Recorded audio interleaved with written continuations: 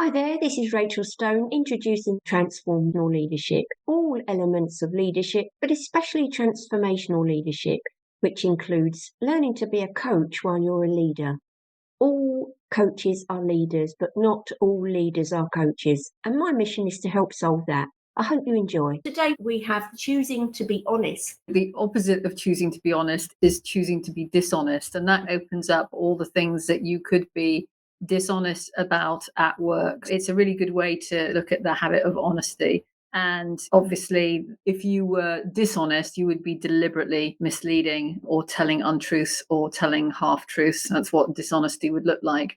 That's one very simple definition of it. If we're being honest about leadership, it's a jolly difficult job. So that's a good place to start on honesty.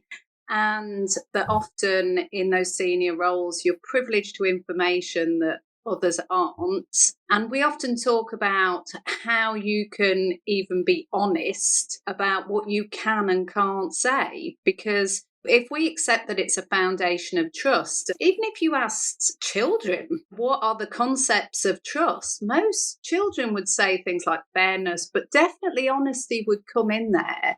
So it does live in the model, but I think we need to be honest that it's not easy. There's a tension there. Absolutely. And in our self-assessment tool, which we've been highlighting for people as something that they can access on the website quite easily, it's a good place to start. Some examples of questions we ask people are, how would you grade yourself around this statement? I expect people to be scrupulously honest at work. That's the first one. The second one is, I demonstrate high standards of personal honesty. And the third one, I encourage honest and truthful workplace discussions. And there is so much to unpack in that. So let's look at that first one. When you've been in organisations and you've helped people to go through the process, how do we unpack scrupulously honest at work? I would tie this to Roz's comment about the tension, which we might come back to later, that there is around honesty, especially with the leaders in organizations who might have information that they cannot share. And I get that often in workshops. That's often what comes out. What if there's a takeover? What if there's a buyout? What if there's a legal issue to do with sharing information? And being scrupulously honest at work is within the framework of what can and can't be said without damaging the organization. And some people might create a fluffy cloud around that and stretch it a bit, but you've got to be sincerely communicating genuinely, communicating without any hidden motives, giving authentic messages. And if you can't say something, but people are aware that something is going on, which is often the case, you basically have to say that. You have to say, look, for this reason, I cannot share these specific details. However, as soon as I can, I will let you know. And hopefully you've built up trust with your team that they know that you're not doing things that are to their detriment. You're looking out for your team first, which is what every great leader does. Absolutely. What's not said is often where a vacuum appears and can create a rumour mill. So if we address the elephant in the room by saying there are certain things we can't say at this moment in time, in isolation where there's a gap, sometimes that vacuum will be filled with untruths or dishonesty. And I think it comes around challenge as well. When you have a leader who has a bit of a reputation for, let's say, embellishment or exaggeration, you've got these gradations between the two.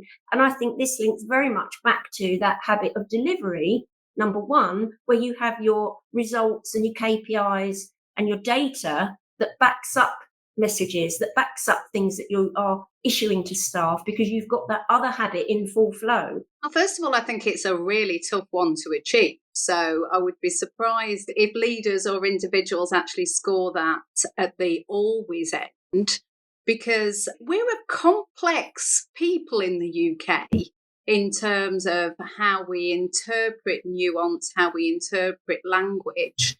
Scrupulously honest to one person could feel really quite hurtful. I know you talked last week about psychological safety, and Sharon, when we were talking about consistency, talked about that promise. So I think it really needs to be linked to the promise of that individual. So are they consistently showing up in their version of honesty? The phrase that trust arrives on foot and leaves on horseback, And we love that. The honesty piece is an example of that. If you can't be as open and honest as you'd like, what is your mode to be consistent to that so that people know what they're expecting? So that then if you are having to actually keep something closed shop, do people trust that when it is important to them that they will know? And that to me bridges the consistency piece as well. Way back at the beginning of this series, Sharon, you said, be very careful what you promise, which links back to that delivery piece. And it's that consistency where some people do in times of insecurity, when, let's face it, behaviors have to be set from the top. If you are the leader, then you need to be role modeling the habit of honesty to the best of your ability. And it really is as simple as that. I demonstrate honesty. It's just got to be the mantra. So every time you come across a situation where you feel that you are not able to do that, you have to ask yourself some hard questions. You have to get other people to coach you as well. What can we do? What can we say? How can we take our team on a journey? Picking up what Sharon said about that role modeling, and actually it came up for me about almost having a bit of a rehearsal on what you do need to do at those times when you can't be as honest as you would like. A leader I was working with who ended up being a naturally trusted leader, and his behaviours in taking on any new team were always the same. He would be really consistent of what they could expect of him and what he would expect of them. And he then lived to that. There were times when he couldn't be as open and honest as he wanted to be. That was the tension for that individual at the time. But actually being able to state how you work can at least allow yourself to demonstrate that to others, and actually for others to hold you to account for that. You can actually invite people to hold you to account for that as well. That's an amazing trust builder in itself. Yeah, I really like what you just said there. That really demonstrates what Sharon's been very good at highlighting, setting out clear expectations. I honestly expect this is what my day at work will be like. And I honestly expect you to behave in that manner. And of course, I expect myself to behave to this high standard. So it's all so interwoven, I find it. I always encourage teams that work together to talk about their communications, to talk about how they are going to handle constructive, critical feedback, and how they stay in a learning environment so that they don't get defensive when they hear things. And then that really creates an environment where people can be honest, but recognizing that honesty comes from your perspective. So you have to have somebody there, as Roz said earlier, the truth comes from your perspective as well. So it's always good to build in that coaching ethos that says, how do we step outside of ourselves? How do we look at our biases, and how can we be honest about these things from that objective perspective, which is really important. We talked about this just before we came on air, that the truth is the truth. And to quote that famous line from that lovely film, you can't handle the truth. Sometimes there's that phrase, the truth hurts, but sometimes the things that hurt you the most are the things you need to hear the most. Hone that piece of work so that it really is a learning culture, and people can take something that hasn't perhaps gone well and develop it into a really fantastic learning opportunity. Really important to stress that the truth is subjective, isn't it? Subject to my perspective. So that's why I would encourage honest and truthful workplace conversations, but in a safe environment where people can challenge.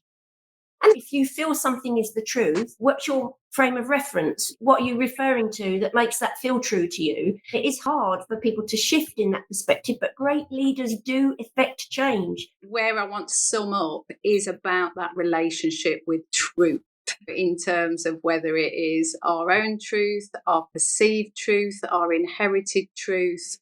And actually, as leaders, how do we understand our own truth? How do we start to actually spot those things that we might actually step into judgment on, but really there might be another way of looking at that? To Sharon's point, being able to role model that first will be key to expecting your team to have those truthful and honest conversations as well. There are some barriers to honesty, and one that I see often is in an organization that is very much a caring organization. And so that cultural norm is of care, and they can value harmony over truth, whatever that happens to be. It's very difficult to have those difficult conversations. That's a real barrier to this. And there's also a fear of consequences around honesty as well. So there are some things to think about and take away. Think about those. Absolutely. Thanks, ladies.